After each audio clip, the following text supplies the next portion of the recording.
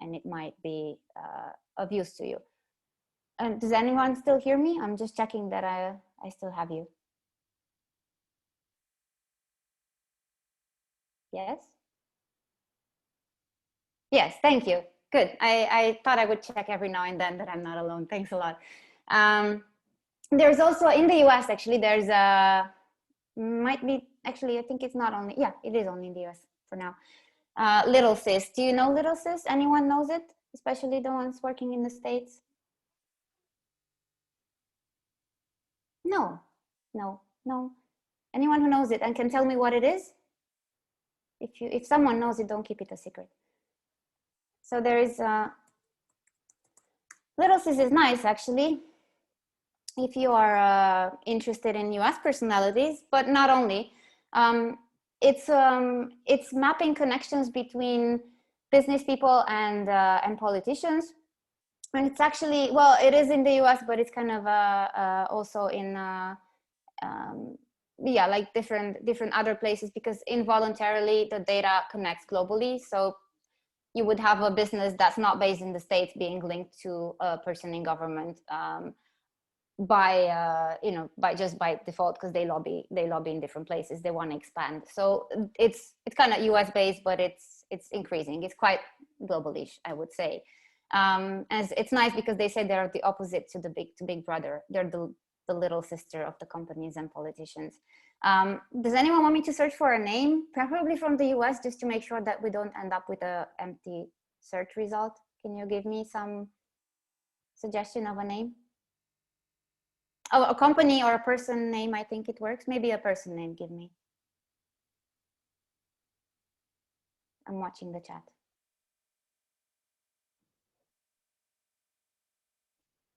John Clark. Can you tell me who John Clark is?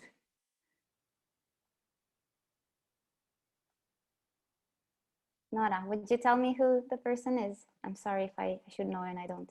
Yeah, no, sorry. He's a deceased theater artist director who had he's sort of sitting at the top of a mountain of a sexual abuse scandal. Oh, I see. Recently deceased, but I see. Is that now I'm trying to figure out what's the link between what I searched and what I got. I spelled it wrong. It's Donahue. John Clark Donahue. You wrote it again correctly. Sorry. My partner did. Let me search again. No, well, can't find, sorry. Okay, interesting. The misspelling actually led to some results that were unrelated. Oh, interesting, okay. I mean, I can I search for Donald? Sure. Is that, does anyone hate me if I put the name in writing? Sorry. I shouldn't make these jokes because, you know, you never know. 45th president. What can I say? So yes, individuals followed on Twitter. But there you go. You have individuals followed on Twitter by Donald J. Trump, which is not the big Trump. Campaign contributions. So there's different kinds of data connections and different kinds of data that they have here. This is basically for Trump's tenants. Okay, well, that's big list. So there's various connections that Little Sis indexes, right? Business, how do you call it? Friendship associations, sort of like people associated by friendship, or people who have, you know, are associated with others through business or through lobbying, or people who've contributed, for example, money to someone's campaign. So you would find quite a lot of types of connections in Little Sis database. It's more about kind of knowing what you're looking for, or at least if you don't know exactly what you're looking for, then searching through everything that it gives you to find interesting information that might lead you to just establishing some connections between people. That's what it does mainly. It looks for connections. So that's Little Sis. Then there are quite a few other places where you could search for company data or people data. In this case, for companies, there are all these so-called rating sites. I'm sure you know that there's, you know, many, especially the big companies, sometimes they have their own rating sites. They're not made by the company, but they're made by the staff of the company or by trade unions, or it depends. And then these websites offer information from the staff. So staff member go, or ex-staff members go there to write, nice things or bad things, complain, cheer about their organization. These are interesting because sometimes you find human sources there, right? Like people that you would like to contact, maybe to have an interview with, to find out more about what was going on in a company at a particular time, or just to identify who may be there that's of interest to you to go and ask questions, or just to sort of keep an eye on. So company review sites are actually very, very interesting and very important. There's a general site that's called Glassdoor, and Glassdoor, you might know it. It works for NGOs and for companies. You simply just go there. I put the links in here in the slide, but there's let me see, I also had it somewhere here. So you just put a company name here. Can someone wants to give me a company name to just try it out? Preferably like a biggish company, not a very tiny that no one knows. Deloitte.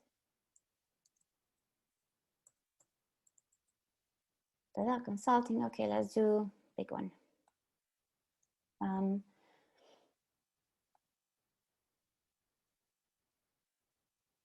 Okay, so you'd have 40K reviews. So that's a lot. You would have per job. So sometimes employees go here and they rant about the company. They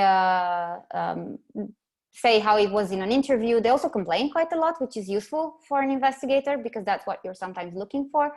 The thing with Glassdoor is that it's free, but you need to create an account to be able to access all the reviews for a company. So you get a kind of a snapshot of what's there when you do the free search without logging in, and then you get prompted to go and sign up with something or create an account.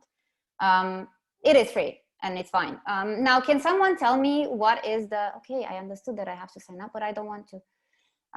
Can someone tell me, safety-wise, what would you advise somebody who has to create an account in a service like this, right? Even if it's free or paid, doesn't matter. What do you need to watch out for? What do you think in terms of safety for an investigator who's tracking down a company or person? You can speak up or type. Someone, please.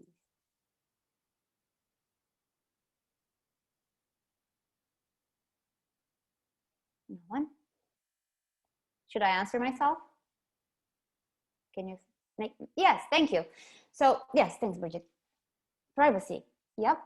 Anonymous email, it's what we call them, yes, anonymous email or a dummy email, alternative email, exactly. There are various names for the same act of making an email that you use only for signing up on different platforms and services. You can make one to sign up, for example, for OCCRP's database, even though they are investigators. It doesn't mean that you have to give them your full personal work-related email. You create an email that you can use for these situations of creating accounts on different platforms that you might want to search in. This makes sure that you don't disclose your personal or daily work email. It also makes sure that your password to those accounts that are very personal and valuable to you do not get disclosed in case of a breach. For example, if the site is hacked, the database is hacked, and the database of users is hacked, and by some chance, your password also ends up in the database, at least it's not the password to your main email. Now, this brings me to the password part. You wouldn't use, please, the same password that you use for your personal email, because that's easy to find out. Someone, if they really want to go after you, even if you've had a unique email for Glassdoor, but you use the same password as for your own personal Gmail, let's say, they can still figure out, right? They can still access your Gmail if you use the same password for both. So new email, new password, right? For every new email you create, make a new password. That's the safest way to make sure that you keep that, your various kinds of lives and work lives and private lives separate and inaccessible to someone who might want to break into your accounts. Then there's another account, there's another database that's called, WikiRate. WikiRate is anyone here interested in supply chains by any chance, or products, anything, tracking products? You are, Leonie, thank you. Sarah, just so that I make sure that I don't talk like no one is interested. So WikiRate is, do I have it here? I don't have it. Let me open WikiRate for you. WikiRate is a website that does a bit of so-called due diligence for on companies. They look at their supply chains and the way they manage their production process, and the way they manage the purchases of ingredients of any kind that they use to produce their goods.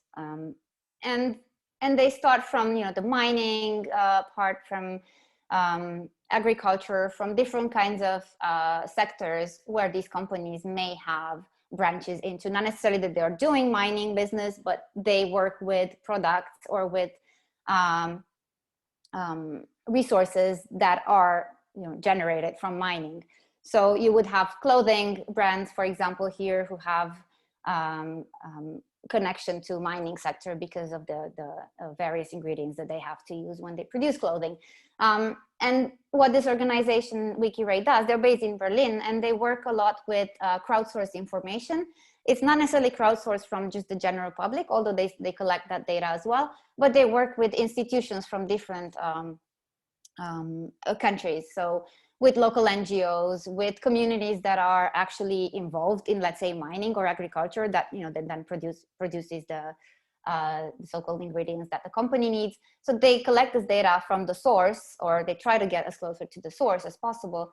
And then they corroborate the data with the declarations of the companies, the official declarations, their data from the company registries, the data that they get from staff members or from people who used to work for the companies. They do a big map, complex map of a company in terms of their supply chain and in terms of the trajectory that their products are taking from start to the end, to the shop. So this is, and it's valid. They kind of cover quite a lot of companies from various sectors. So it's good if you are into tracking supply chains or into collecting data about a company's way of working in general. They also cover issues related to ethics of a company, to their impact on climate change and so on impact of human rights. And then you can search by these kind of criteria, let's say. So see, if you click on explore, there's companies, there's also research by topics, but mainly if you're interested in companies, you would go and then you would, let's say, whoever, you know, who should I look at? Okay, Coca-Cola, because it's healthy. And you would have here a whole database that you'd have to navigate and look at different kinds of data that they index about Coca-Cola. See, like, including about employees, including about the modern slavery statement, worker pays, water discharge, environmental protection expenditure, and so on. And there's somewhere there, see, there's so many pages for the same company. There's a lot of data that sometimes is crowdsourced, sometimes is taken from official records, but they always verify it, and they work with more groups to corroborate this data before they publish it. So these are kind of company related information. Does anyone have a question, or anyone who has anything specific that you want to ask or you want me to look at? You can ask.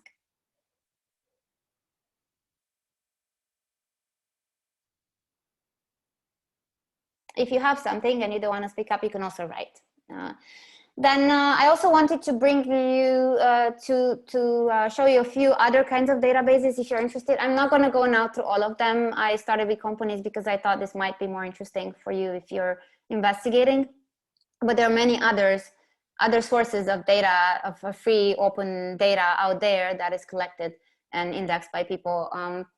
There's actually still for supply chain, for those of you interested for supply chain, you know, the barcodes that each product has. In most cases, you would find details about a company that is behind, at least behind one of the stages of that product, in what's called a barcode database, which is, it's here basically in the, I'm not gonna now go, I'm gonna try to save some time, but there's such a database that's called GEPIR.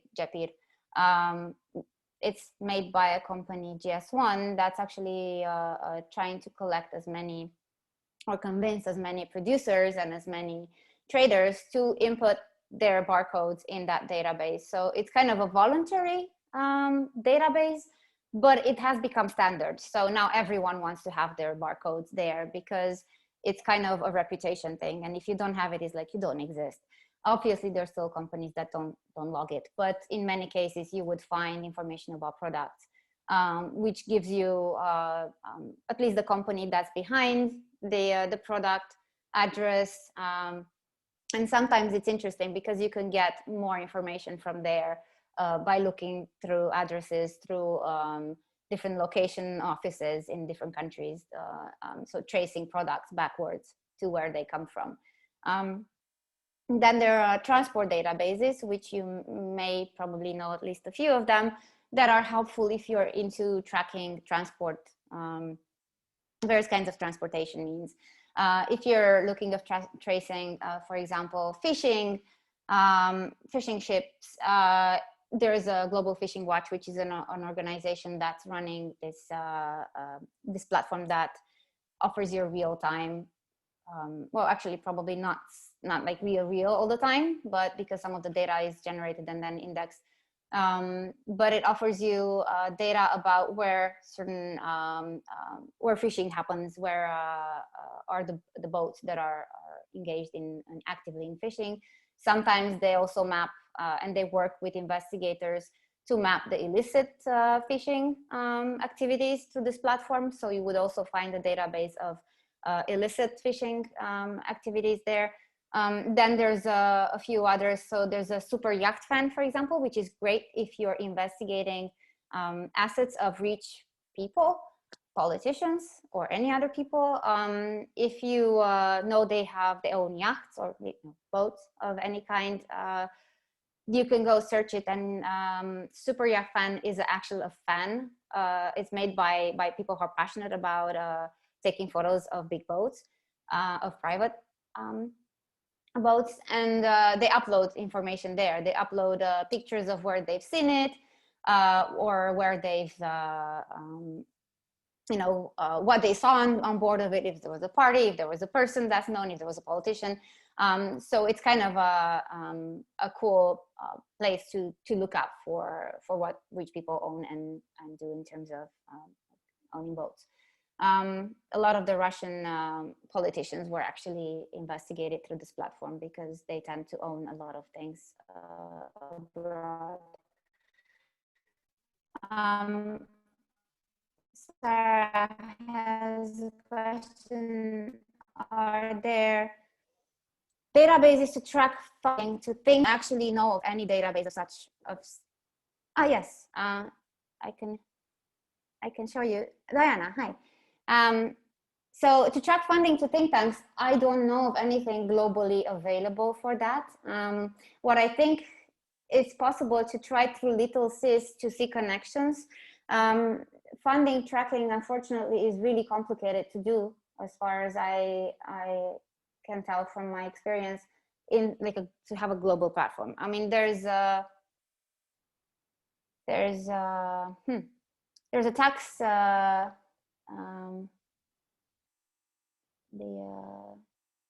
Wait, I wanted to show you the tax justice network, but they don't trace, they don't do that. They are mainly focused on taxes. I'm just trying to figure out if there's anything useful that I know of that could help you, but I don't honestly know that. If anyone else from the list has an idea, please do. I have not come across anything like that. Please do come with some suggestions. Diana, you wanted to see the boat. I think that's what you wanted, to click on one of those. So for example, if you want to look at global data, wait, fishing watch, they're quite impressive. Is that what you meant, Diana? Yeah, just basically like how would you actually use the link? Yes. Because that's sometimes where the art is in figuring out how do you actually use this fabulous tool that's sitting there. So I agree with you. Fortunately and unfortunately, so fortunately, it's possible to learn quite quickly how to use them. Unfortunately, it does take the individual effort to go in and understand how the platform works. It's mainly all of them have a map like this, basically. This is a global fishing watch, which is, these are fishing boats that you see here. And I'm trying to zoom in so that you can see, because each of them works in the same way. Sometimes they even have similar data. The Global Fishing Watch is special because it focuses on fishing boats, but the other ones like the Marine Traffic and Vessel Tracker are kind of doing the same. They might have minor differences in terms of user features, beauty, you know, and other different things that a user might care about. But in general, the content is the same. Global Fishing Watch, as I said, is special because of, so look, see here, if you go into really, now I hope I can, so there you go, I'm trying to find a fact. See, if you have to get to maximizing the view on this, and then you get to different kind of details. The dots are usually, now I have to unzoom so that you can see the trajectory of a boat. That's where they've been. So you can now see where like one fishing attempt, their historical, their moves, see, in, and then you can go and scroll basically per date, per different other kinds of region, see, flag Argentina, and then you have to log in. It's free. You have to log in with a free account, with an email account. And we were saying earlier, create a separate email for services that you use just for research, not your own work email. And then you log in, and then you can actually trace. It gives you all the dates when the movements happened. You can see it probably entered, right, the port. It was delivering fish. It was going out again. It was stopping. And stopping doesn't necessarily mean it was fishing in that place. It just means it stopped there. And then here it says like apparent fishing effort. So it does, right? It does give you kind of information about what they think might have happened. But as again, all these need to be inspected more or less individually in your own kind of space and time, because they take quite a little bit of time in terms of understanding what's there. With marine traffic, for example, you can search also by vessel number. So if you see vessels in the port, take the number, they'll have a registration number. You can search, same with the fishing watch. You can, if you know a number, you can go search by it. If you don't know a number, then you have a problem, because then it's a bit more difficult. Not knowing what you're searching is not gonna be helpful. So it assumes that you already kind of have an idea, either the name of the boat, because if you have the name of the boat, you can, even if you do a Google search, you may get across information that tells you more about the boat, right? Or different local registries where boats may be, if you know if it's, you know, under what kind of flag is registered. It also helps because you go to that country to search in the databases of that country if there is one. Other than that, you just do a Google search basically as much as you can until you figure out a number that you can search in, or a name that you can search for that particular boat. Is that minorly helpful? Hopefully. There's the same kinds of data. Majorly same helpful. kind. Thank you. Literally helpful. It's I have to say there's no silver bullet for information you don't know. It's more of being an investigator, but these databases are there to help you kind of search and find things that you have a hunch about. There's a similar thing as for boats, for ships, there is for planes. These are they look the same. There are maps where there's, planes are tracked. There are some that are very commonly, I'm sorry for jumping against slides. They are commonly used by researchers and investigators. Flight radar and plane finder are the biggest ones. They have, again, free access, so you can have basic access without registering. And then there's free access with an email account. You make an email, you make an account with your email. And then you can access more information. They all require kind of, after a certain stage, they require an account. But then they're free, at least. There's one that's important if you're tracking flight incidents. Aviation Safety Network is a very good resource. It's actually the only the only complex resource about plane incidents, including crashes. They also are involved in sometimes, not all the times, in investigating the crashes. It started as an amateur kind of space more than a decade ago, but it is historical. It's really old. They've been collecting data about plane crashes for a long time. And it's not only the crash, but the history of the aircraft that's important for an investigator. So looking at the ownership of aircrafts, where they were before they crashed, in how many hands they crossed, when did they have their last verification, was, how the report of the verification. They always go into very, very minor, large details about an aircraft that has been involved in an incident. It was particularly useful at some point. I was working on investigating some plane crashes in the Congo, in the Democratic Republic of Congo, and they were belonging to a company that was the company of the actual president of the DRC, but Brussels Airlines had a share in the company, and Brussels Airlines never wanted to have anything to do with the crash. They kind of washed their hands and left. The president obviously was the president. It was Kabila, the previous president. Being who he was, he shut down the company. Obviously, he didn't admit the company was his, but everyone knew the company was his. It was investigated. It was clear the company was his. Shut down the company, and there was no, wiped out the entire history on the records in the Congo of that company.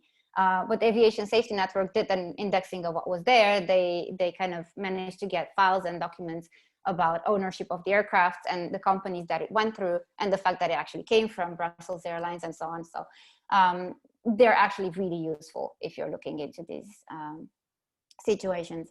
Now there are also databases and information that help you with your efforts to maybe geolocate images. You probably end up in some situations where you would be using pictures or videos, or maybe not, but I'm thinking now even of the filmmakers who are here, where you want to identify what's in a picture or where it was taken, or you want to verify it. It's also part of the verification effort of anyone who works with visual information, making sure the data is, or the information is what you think it is, the source is the one you think it is, the time of the image or photo video is the one that you were told it is, so, and so on. So there are, in what's called OSINT research, OSINT techniques, open source intelligence. It sounds very intimidating by name, but it's actually just a lot of digging into a lot of open databases with a lot of available free tools. It's nothing necessarily sophisticated about it. The reason why it's called OSINT, open source intelligence, is because it's open information that's out there that everyone can access. It's just that not everyone knows is there. That's where the problem comes. So there are other databases that OSINT investigators use to figure out location, to figure out, to corroborate information about an image or a video, a photo of an image. Such as, including world license plates, including phone numbers, including addresses and other details that you might find in a picture, right? There are databases of license plates, which you most likely know, but it's important. It's also good to know that license plates differ by the year and by the decade in different countries. So you can search a lot of details about a car, for example, through world license plates, looking at the history of a license plate, how it used to look. So you can actually tell kind of different details about a car and about its presence and about where it comes from and so on. There's a bunch, if you're interested in OSINT investigations and you want to go in depth into maybe tutorials on how to do that, particularly either in social media or on maps and other kinds of data. There is an organization that's called Bellingcat. Many of you might know it. It is, let me put the link here for you to copy. So Bellingcat has a lot of tutorials and a lot of case studies of their own investigations, which they then deconstruct, and they teach the reader how to do these investigations, how to replicate. Sorry, did I send it privately to someone? I apologize. There you go. So is anyone interested in OSINT investigations? Anyone here that's open source? Tracking things online on social media? You can type if you are, or say it. Interested. Right, so Bellingcat is your place to learn tricks. And I mean, we cover quite a lot of the tools here, but then if you really want to look at a deconstructed investigation and how it's done, they do that all the time. They do these guides based on an investigation they've published. So it's really interesting to watch and to go and exercise things there based on their step-by-step guides. I really recommend those if you're curious about that.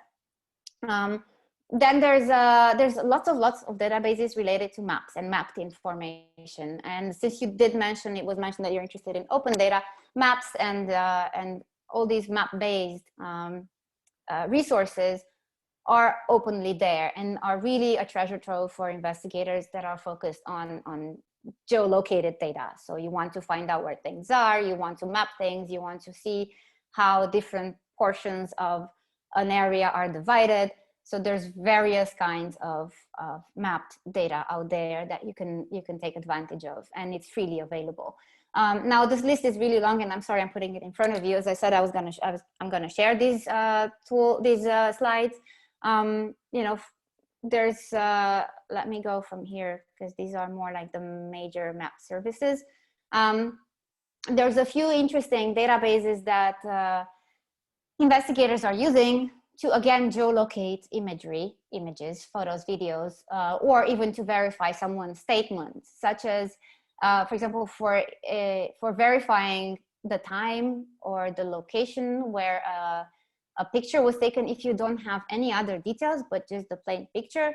A website that shows satellite images by years. So I'm going back to, so Ahmad, every one of these big platforms like OpenStreetMap, Google Maps, obviously, they do show information. They have a timeline. So Google Maps has this timeline, right? When you search, you can search throughout the years.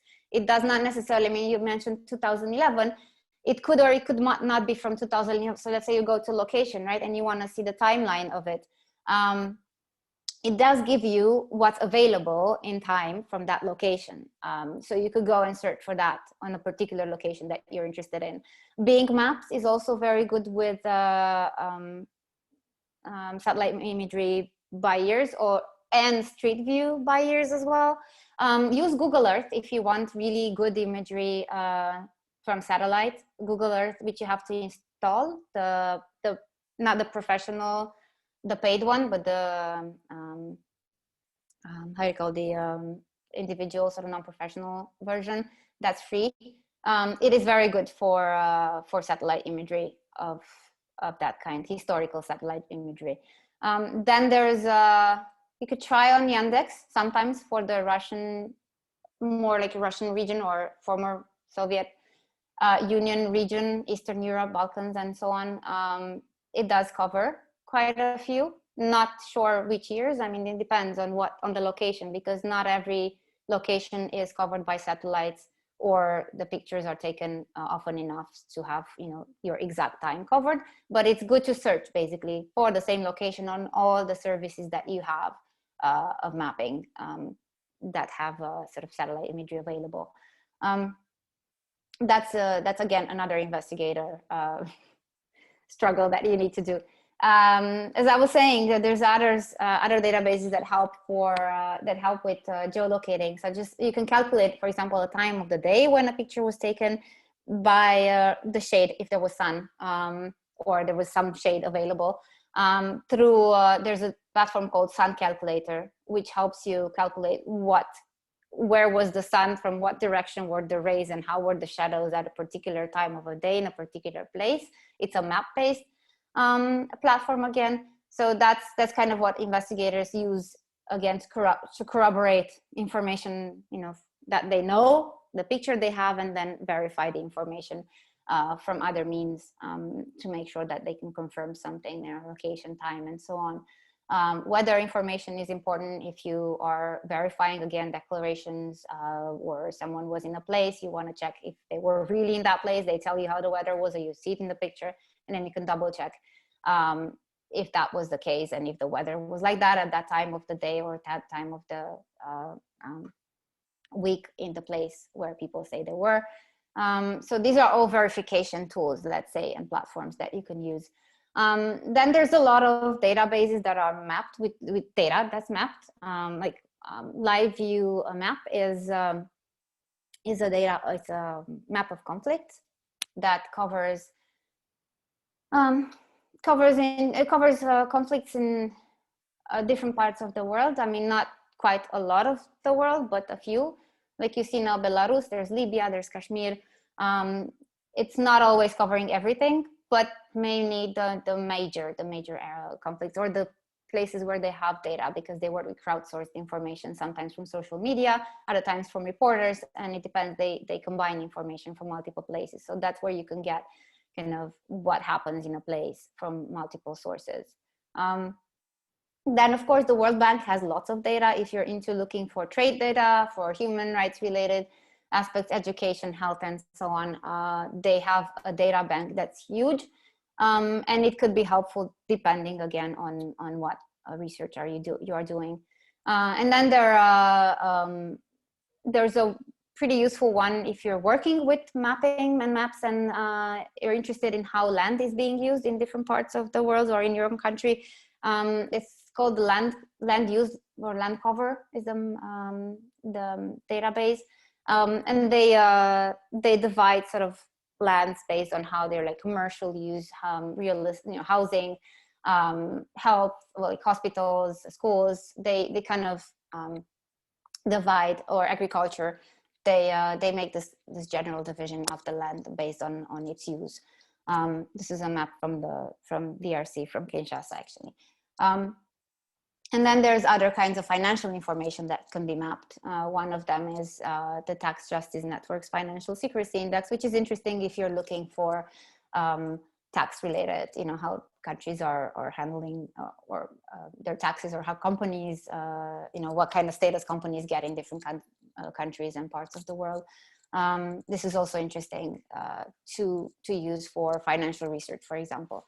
Are there any questions in terms of these databases that we've been talking about, or things that you are curious to hear?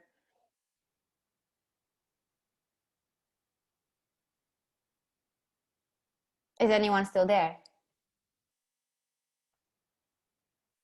Yes, thank you. Just making sure that you're still here. Okay, is it boring? Can someone tell me if it's boring? It is, yes, Ahmad, okay. Thanks.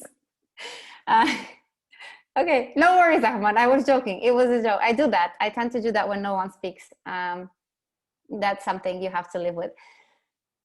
It's a lot. It is a lot. Yes, Nora, thanks. It's a lot. And the problem is that there's much more, and I know we're running out of time. I do really hope that I can share the slides. with you. And I really hope, like, does anyone have questions, or anyone wants to bring something up that maybe I can just jump to? You would have the slides for sure, because it's lots of them, and I obviously realistically cannot cover them. But I there's have a so question. Yes. If anybody else does. Please, I don't please. want to hog the time, but I'm curious if you have suggestions, and this might be more micro than some of the focus here, but how you would suggest digging into board board records or documents of a public nonprofit board that is trying to hide a lot of things in a variety of creative ways. Mm-hmm. They're trying to bury some big things over many decades. Right. Are you interested more like in who's in the board or what they've been doing? I have access to who was on the board. It's more accessing documentation that might crack open some of the positions that they're taking publicly about what they knew and what they didn't know when, and why decisions were made. I see what you mean. That seems pretty complicated and complex indeed. I mean, normally in this situation, personally, I use, and we did that. This is a public nonprofit in the US. I mean, yeah, right? Yes. Yeah. So I honestly do not know much about this sector and about the data available publicly, sort of like government, by government databases that's available there in these situations. But normally when we've done that, even with NGOs, actually, we did quite a few months of research into the members of the board. I worked in an investigation that had to do with connecting members of a board with politics. Back in a few years ago in Eastern Europe, we went a lot for the social media presence of these people and their connections. What we did is we looked up everyone on the traditional, LinkedIn, Facebook, and so on. Many of them had accounts, many of them had their families there. And what we did was trace friendships, historically traced connections of who befriended who when, because in a lot of the situations when people do not keep their accounts private, which is very few people are aware that they could be keeping accounts private. They're not really concerned about security, digital security at that point. LinkedIn was helpful for us. We looked at connections, we looked at their CVs. Everyone wants on LinkedIn to have their professional records there, because that's how they get known, they get known professionally and they get connected. There used to be a time when people were very transparent on LinkedIn. Now, sometimes it's a bit more difficult. In our case, we spent months, as I said, months mapping. We actually had like a whole wall in a room with their social media connections. And it looked like we were, crazy voyeurs trying to figure out who's even dating who was meeting who at some point. What it helped us with, to cut it short, was to find key people to interview that would speak to us. Sometimes we, for example, got to someone's ex to talk to, who knew a lot about a particular time when they were engaged in the organization, and had information about what they were doing. It was more like a personal connection of that person. It was an ex who was actually angry, who ended up giving us a lot of information. Then we ended up to someone who was a translator for the board. That board at some time, at a particular time, who kept files, who was not paid at some point through whatever contractual issues, who was angry, who gave us access to files that she's translated, because she kept them because she realized she was translating things that were actually fishy. So social media was our thing, just to say. That's brilliant. Thank you. That's interesting and helpful. Yeah, I don't know. I mean, yes, it's interesting. It depends case by case on how helpful it can be, but it's quite a lot of work. It paid off in our case. Great. Thank you. You're welcome. Would love to know how to track down court files that aren't always part of record. Insights on tracking weapons, specifically those used in a crime. Oh, no, that on weapons, I'm afraid I will really not be able to answer, really. That's not something that I can answer. There are a few investigations that if you're interested in, but it's more like weapon trade. It's probably not what you're asking. I think you're focusing more on very specifics of tracking the weapon. Yeah, I'm trying to track a serial number. There are databases in the US, but they're not centralized. So trying to track a serial number of a weapon to find out which specific store it might have been bought at or things like that. That is really something I have no clue how to help you. I'm sorry for that. I'm just going to be plain, but maybe someone who's actually working in the US and has the knowledge could help. If you have answers, if you have suggestions, please do answer to her here. So tracking court files that aren't part of record. Well, I'm assuming you're using the, what is it called? Court Whisperer, no? Are you using that? No. But I've actually been going to the individual court files. What's that Court Whisperer? Wow. Wait, am I might, wait, so, Case Whisperer. Is it this? Ooh. I might be, I don't have it in the slides. Now I'm trying to figure out if it's called, is this how you spell Whisperer? Yes. Right. Now I'm gonna just do so it's the opposite of Pacer. So there's Pacer, and then there's the Pacer, Free, Whisperer. Recap. Thank you. God. Okay. It used to be Court Whisperer, or there's another one that's called Court Whisperer. So Recap is the, Pacer, no, in the US. Court Listener. Thank you. I was passionate about my searches. Court Listener, thanks a lot, Jessie. Yes. So Court Listener, I used it a few times, but like US based, I think it's mainly US based. I found it helpful. That's kind of all I know in the US. Otherwise, I usually go for the direct courts in a location that I'm interested in, or where I know where a case was taken. So if it's in London, go there. If it's in Moldova, I go there. It differs. I really don't have that much of a legal background, but that's what I would do. But Court Listener helped. I'm not sure why I call it Court Whisperer. Any other questions? Or anyone has suggestions to her about? Someone said here, content is available for 3 weeks. Oh, sorry, that's the content of the slides. Yeah. Anyone else has questions or anything that you want to bring up?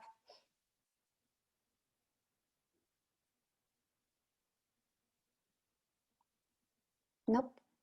Then I just will advertise the rest of the slides that I had that I knew I was not going to be able to work with, but I wanted to have them sent to you because there's a lot of other techniques that are useful for you to dig up online information, such as advanced searches, which is called also Google dorking. Has nothing to do with Google specifically. It's about using a particular combination of search operators to find out information that's really not accessible easily or by default when you search something. So there's also a guide that we have on advanced searches on different search engines like Google, Yahoo, Bing, DuckDuckGo.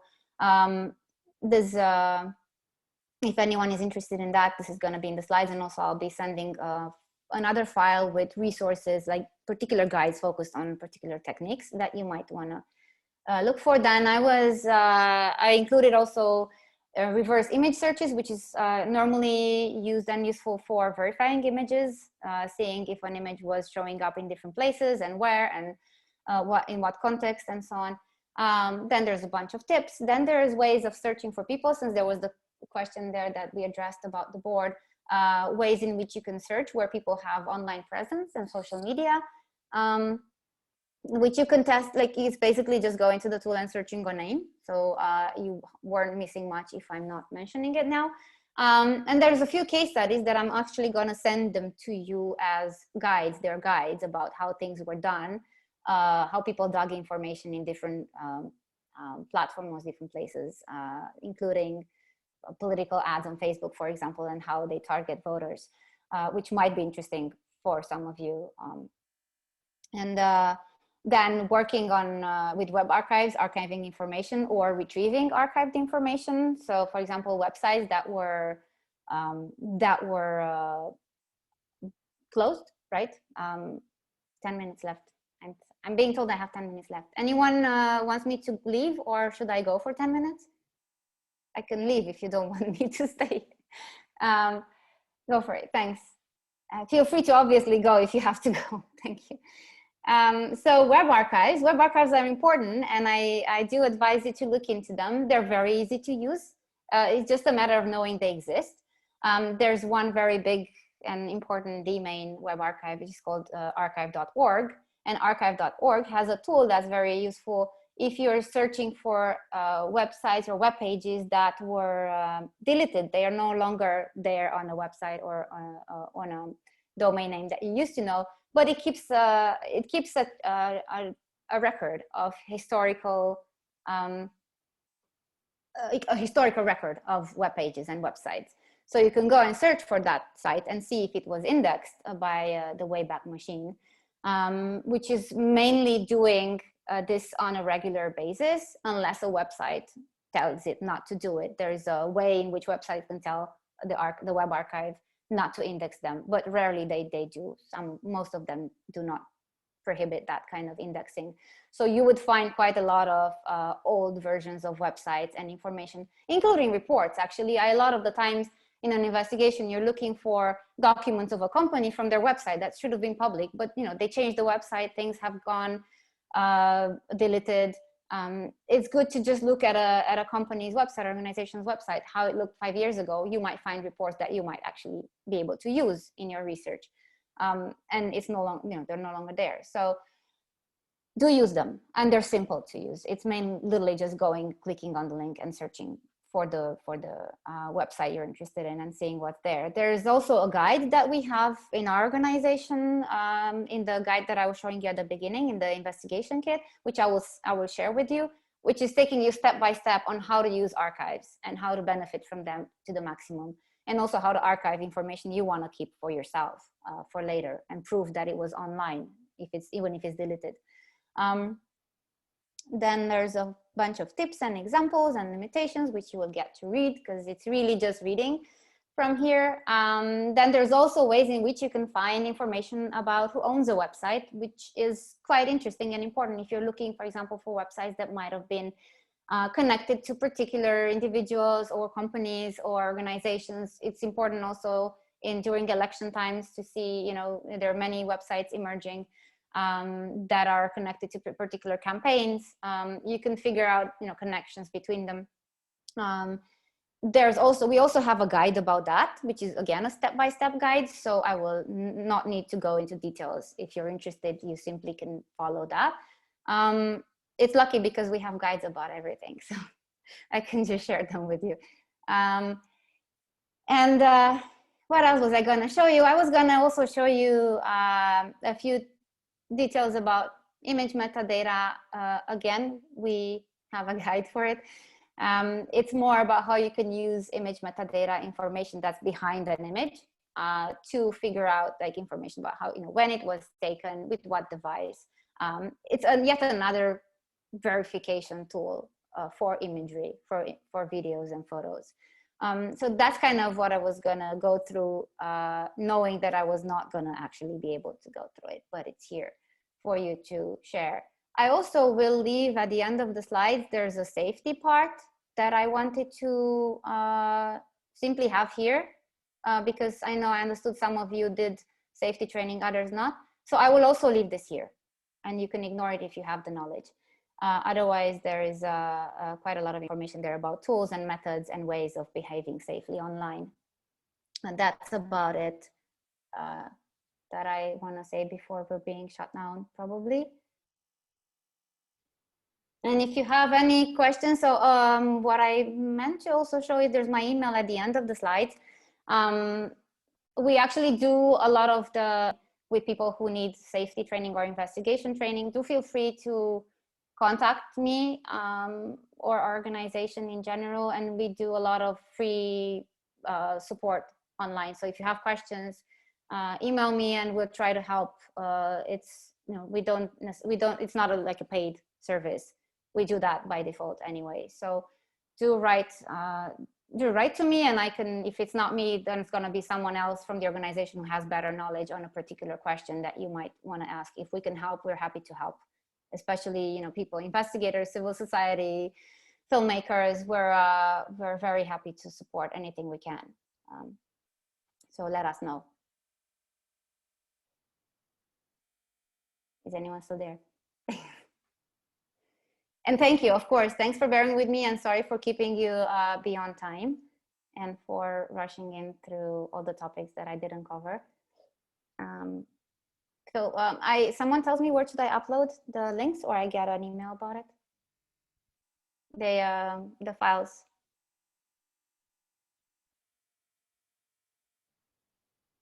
Not sure, but we can ask and let you know. I'll ask. No, it's okay. I'll ask. I will ask. It's just that I was curious to see if there's anyone here that told me. Francis, thanks. Okay, that sounds great. I'll email Francis. So I'll be uploading the slides, and then also list of guides and more specific sort of step-by-step tutorials that you could use for some of these techniques. Laura, can I ask you a quick question? Please. So like this workshop that you gave today, is it available in Spanish, or do you have a colleague that could give it in Spanish? It's a good point. Actually, we have quite a lot of the content translated in Spanish in terms of the guides that I was mentioning that we'll be publishing very soon this month in our investigation kit. And we don't have anyone at the moment. So I speak Spanish, but I wouldn't give trainings on these topics in Spanish. But I can connect you with organizations. I can connect you with organizations that we work with if you want. Can you drop me an email, please, maybe? And then there's organizations that do these kinds of trainings that we work with, who do similar trainings in Spanish. So I can connect you with the right groups. Yes, because I actually, you know, of journalists all over Latin America that I think they would find this so useful. So I will drop you a line. Please do. We work with the NGOs in Latin America quite a lot, in Peru, in Chile, in Colombia, in Argentina. We work with different groups that do Brazil, that do the same, exactly same kinds of workshops, or provide the same kind of support in Spanish. Thank you so much. And Portuguese. You're welcome. So Taylor tells me that we have to wrap up. So thank you very much to everybody. Really appreciate your patience going through this, and sorry we were speeding through it. But I'm hoping you're gonna contact us and me, and then we can support whoever needs more specific support. Thank you. Thank you so much. Thanks, everyone. Bye.